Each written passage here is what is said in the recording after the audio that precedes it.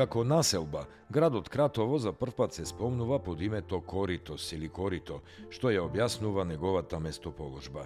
За постоењето на Кратово се зборува во 6 век пред новата ера, а доказ за тоа е Хомеровиот еп Илијада, каде што градот е спомнат како и монетите кои таму се пронајдени во времето на Адолјон Пајонски, крал кој владеел од 315 до 285 година пред новата ера.